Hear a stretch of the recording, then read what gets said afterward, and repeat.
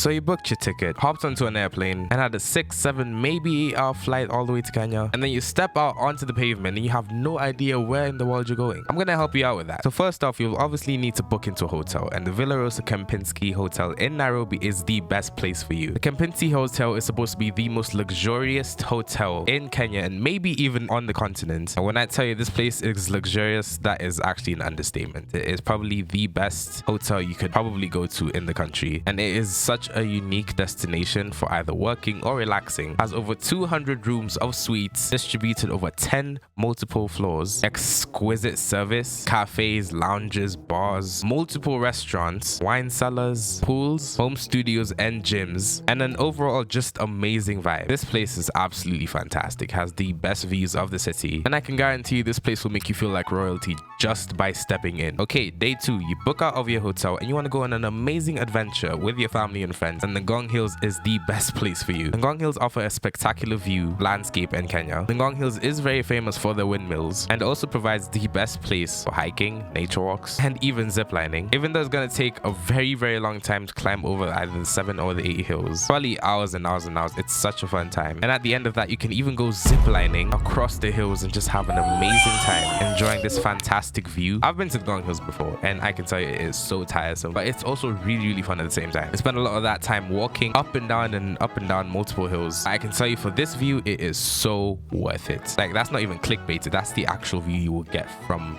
Ngong Hills. And on day 3, we're moving on to the Nairobi Animal Orphanage. And here we'll get to meet some pretty magnificent wildlife. See, basically the Nairobi Animal Orphanage is a treatment and rehabilitation center for animals such as lions, cheetahs, jackals, leopards, cats, monkeys. There's a huge variation of animals when it comes to crocodiles as well. You get to spend time interacting with these animals, seeing how they live, and even get to even feed them, I think. That might be way off. Do not take my word on that.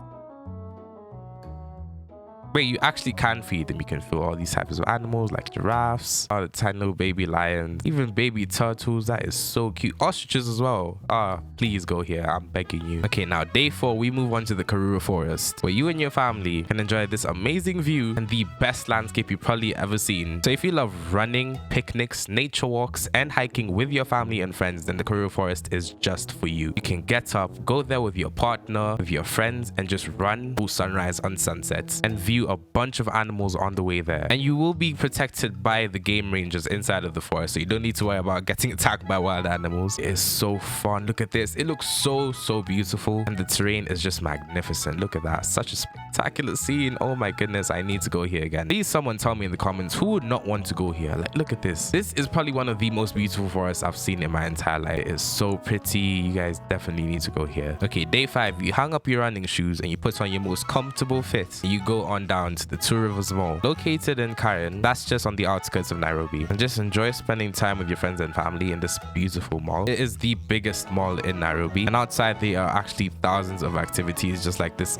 huge, I call it the Nairobi Eye. Multiple places to play water games, restaurants, lounges, cinemas to watch movies. It's such a fun place to go to. You can go boat riding with your family, casino games right here, Burger King, and so much more. I've been here multiple times. When I tell you this place is really fun to go to, I am not joking on that. Now day 6, you get up close and personal, very intimately, and face your fears and meeting so many crocodiles and ostriches at the Mamba Village. Now in the Mamba Village, there are multiple animals such as crocodiles, ostriches, camels, and so many more. You start off your trip by heading on a boat ride all the way to the other side of the lake. Then you can go to the place where they keep all the crocodiles, and if you are brave enough to do it, you can go inside the cage with the guide and try to feed these crocodiles with this guy. I can guarantee you I'd probably never do that in my entire life. I'd probably even be like 6 feet away from the cage itself, because I'm sure that thing would just get out and just try to murder me. Like, I don't know who would enter this cage with this person and try to feed these crocodiles like a madman. Like, look at the way those things are just inhaling that meat. I would never do this. I would never. If you want to do it, you can do it, you know. And to start off your Sunday, welcome to the forest. This place is filled with so many different activities such as biking, paintball, ziplining, that you can attend with your family and friends. Just have an amazing time. It's called the forest because that's exactly what it is, a forest and shooting range where you can go against different teams, opposition, and shoot it out, settle all scores on the field, and just have an amazing time with your family and friends. I'm telling you, it's all fun and games until someone gets shot close range you on the shoulder and then start to burst out bleeding. It's happened to me. I'm not gonna talk about that. You can also go ziplining with them and zipline all across the forest and get such a stunning view of the terrain. Like, look at that. Look at that. That looks so fun to do. Terrifying, but fun. I mean, if the cable snaps, you just fall like 50 feet down and just die, but still. And then you can finish off your Sunday evening by going to the Nairobi Art Gallery and look at some of the most exquisite pieces collected from all over the country from centuries and centuries ago. So many magnificent pieces from all over the country, from all over the world. Art pieces, traditional stuff, gold, silver, things that have been used from so many different cultures all over the country. This is so cool. I love this. There you have it. That concludes your trip to Nairobi.